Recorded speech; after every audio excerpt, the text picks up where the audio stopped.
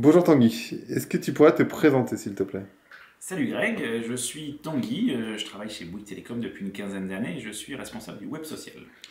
Est-ce que tu pourrais expliquer un petit peu rapidement la crise que vous avez connue en janvier au final? Alors oui, tu n'es pas sans avoir remarqué que le marché de la téléphonie mobile a beaucoup bougé au mois de janvier, donc il y a un quatrième opérateur qui est arrivé. Il est arrivé non seulement avec des prix qui sont assez agressifs, mais il est surtout arrivé avec une démarche qui est assez agressive, qui a généré beaucoup de violence dans les réactions des consommateurs. Et pour te la faire simple, sur la page Facebook de Bouygues Télécom, on est passé d'une moyenne d'une centaine de questions par jour et d'échanges avec nos clients à 5000 du jour au lendemain. Donc gros volume, grosse agressivité et grosse violence. Alors ce que je trouve intéressant, c'est qu'on parle beaucoup d'e-réputation régulièrement et généralement on parle de crise pour des marques, mais ce sont souvent des crises de communication, c'est-à-dire des crises qui n'impliquent pas le métier même de la marque, ou en tout cas qui impliquent pas l'efficacité du produit. Là, en l'occurrence, ce que vous avez connu, c'est une crise produit, puisque en fait, vous vous êtes retrouvé, enfin, comme le marché a bougé, vous vous êtes retrouvé euh, un peu hors marché avec l'offre. En tout cas, c'est ce que Free essayait de mettre en place. Comment on gère ce genre de choses? Alors, en fait, ce qui est intéressant, c'est ce que toi tu en as retenu.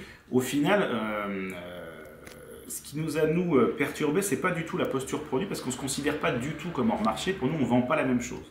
On ne vend pas le même niveau de service, on ne vend pas la même qualité d'accompagnement, donc il y a des tarifs différents pour des services différents, ce qui pour nous n'a rien de choquant. Après, les prix peuvent évoluer, le marché est mature, il y a de plus en plus de compétition, donc que les prix baissent, c'est relativement naturel et sain. Mais c'est pas vraiment ça le problème pour nous. Nous, ce qui nous a beaucoup choqué et qui a perturbé beaucoup nos clients et qui a généré tout ce buzz, c'est l'agressivité avec laquelle ce nouveau concurrent est arrivé, en globalement nous traitant de voleurs, l'ensemble des opérateurs installés, et puis en traitant nos clients de pigeons, tout simplement. Donc forcément, ça a généré une violence super forte qui s'est traduite sur les réseaux sociaux. Nous, on a souhaité garder nos pages ouvertes en fait pour générer une conversation qui soit positive et qui soit ouverte. Mais c'est surtout ça qui nous a perturbé en fait. Nous, on s'est sorti pleinement dans le marché. On a vraiment l'impression d'avoir des réponses offres et services pour apporter à tous les types de clients. Mais par contre, voilà, c'était cette tonalité qui était donnée, qui était sur la violence, la critique, une certaine malhonnêteté, à laquelle nous on a voulu riposter finalement en ayant un discours qui soit plus serein, plus ouvert et centré sur nos réseaux sociaux.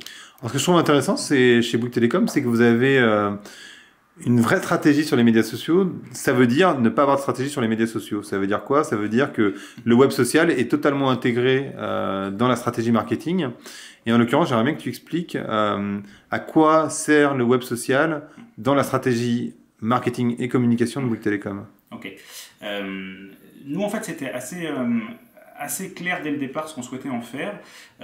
On a beaucoup de moyens de communication quand on est opérateur de téléphonie en France, donc on ne cherchait pas à avoir un média supplémentaire. Par contre, ce qui nous a paru intéressant, c'est la dimension conversationnelle de ce média, qui est vraiment le plus du web social. Donc on a tous centré là-dessus, et on s'est dit une chose relativement claire assez vite, c'est que le web social, il est là pour cristalliser le positionnement de l'entreprise et surtout le faire toucher du doigt à tous les clients et à tous les prospects. Nous, on est positionné sur la qualité de relation client depuis maintenant une quinzaine d'années, finalement depuis la création de l'entreprise. C'est très fortement reconnu et souligné par une étude externe qui nous positionne comme numéro 1 de la relation client depuis 5 ans sur le mobile et depuis 1 an sur le fixe. Et en fait, on s'est dit une chose toute bête, c'est que la qualité de relation client, c'est très difficile à prouver à quelqu'un qui n'est pas encore client chez vous. Donc en fait, les prospects vont se poser les questions entre eux, chercher à se renseigner beaucoup sur le web. Et le gros intérêt pour nous, c'est que sur le web social, on pouvait apporter un service supplémentaire à nos clients en leur offrant un canal de relation client nouveau, qui est complémentaire de tous ceux qui existent, que ce soit les boutiques, que ce soit les conseillers de clientèle. Ça correspond souvent à d'autres moments de vie, à une consommation plus rapide de la relation client, parfois un peu asynchrone.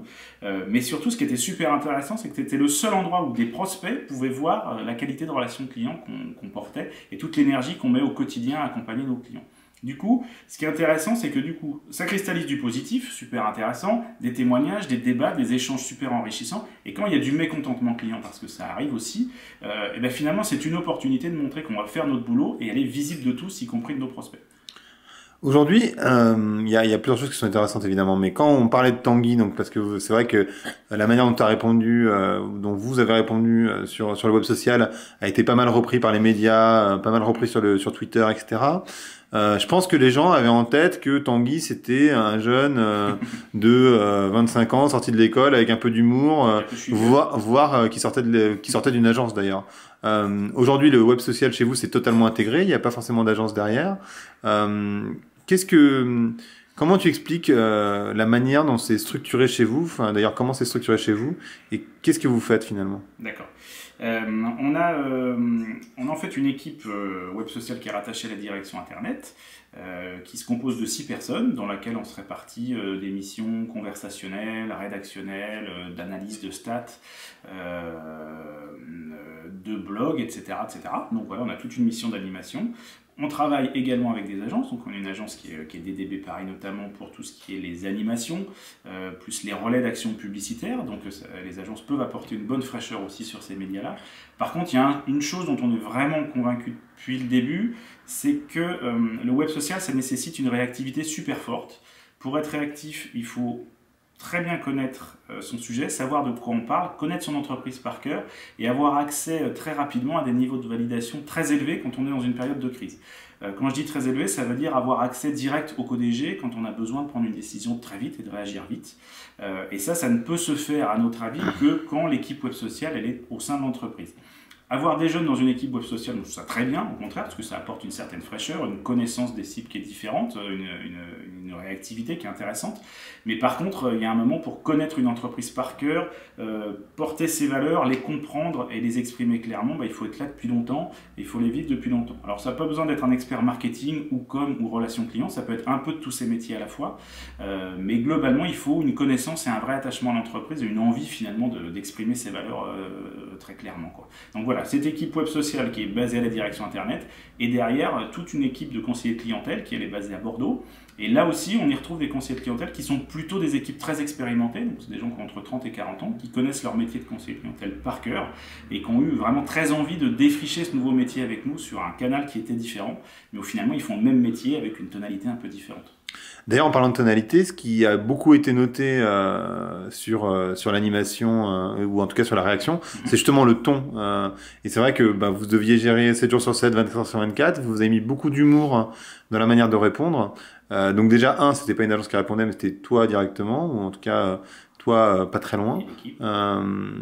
Comment vous êtes positionné sur ce ton-là? Comment c'était pris dans l'entreprise? Comment vous avez décidé ça? En fait, ce qui est intéressant, c'est que la crise, elle a mis très fortement en lumière effectivement ce ton un peu décalé, cet humour, cette empathie. Et ça a été effectivement apprécié par les gens du métier, relayé un peu par le média. Mais finalement, c'est pas un ton qu'on a improvisé pendant la crise. C'est un ton qu'on a depuis le début, en fait. On a ouvert nos pages, nous, courant 2010. On a commencé à être très actif à partir de juillet 2010. Et en fait, on s'est rendu compte très rapidement que c'était le ton qu'attendaient nos clients. En fait, quand on est sur le web social, on n'est pas vraiment dans le nouveau cordialement. On ne s'adresse pas de la même façon qu'un conseiller au téléphone ou un conseiller de vente en boutique. Et finalement, il y a un ton qui est globalement plus détendu. Donc ça génère effectivement de l'empathie, un petit peu d'humour, on est quand même dans le respect du client, mais on le fait avec une certaine légèreté qui est plus propre à ce canal-là. Et ce qui est intéressant aussi, c'est que quand un client arrive avec une raison de mécontentement ou un certain énervement, c'est parfois difficile à l'écrit avec des points d'exclamation ou des capitales de jauger du niveau d'énervement qu'on a en face. Et en fait, l'humour vient assez naturellement pour désamorcer le conflit, retrouver une certaine sérénité, qu'on puisse en fait avoir un échange construit, quel que soit le sujet, et que chacun puisse repartir content de l'échange qu'il a eu. Qu'est-ce que tu retiens finalement de cette expérience de gestion de crise? Écoute, super intéressant en fait. Nous, je dirais que de l'intérieur, on l'a vécu comme un challenge plus que comme une crise. On a été un peu noyé par le volume de réponses, donc on s'excuse d'ailleurs, on n'a pas répondu à tous nos clients pendant cette période-là. On a essayé d'en faire le maximum. Mais ce qu'on a trouvé très intéressant et dont on est assez fier finalement, c'est d'avoir laissé nos pages complètement ouvertes. D'avoir permis que ce soit un peu le lieu du débat finalement pour l'ensemble des clients pendant cette période-là, y compris les clients de nos concurrents. On était fiers d'avoir ajouté un petit peu de sérénité et de légèreté dans cette ambiance qui était quand même très agressive et très morose. Et ça a permis d'avoir des débats extrêmement riches où chacun a pu s'exprimer librement et finalement commencer à se refaire une nouvelle idée de ce qu'on peut attendre de son opérateur aujourd'hui, de la valeur des choses, de la valeur des services, de la valeur des offres. Donc on est finalement très fiers de ça. On est aussi fiers de la confiance que la direction nous a apportée, de la réactivité qu'elle nous a laissée, de la liberté d'expression. Ça prouve juste que je crois qu'on est une entreprise qui a à peu près compris ce que les clients peuvent attendre d'un canal comme le web social. Donc on est vraiment très fiers de ça. Et du coup, ça vous a aussi conforté dans la position que vous avez prise, je suppose? Très clairement, oui, ça nous conforte dans le fait que c'est un vrai canal de relation client qui doit être pris au sérieux, qui est grandissant, qui va être amené à se développer encore. C'est pas forcément un canal qui remplace tous les autres, il est complémentaire.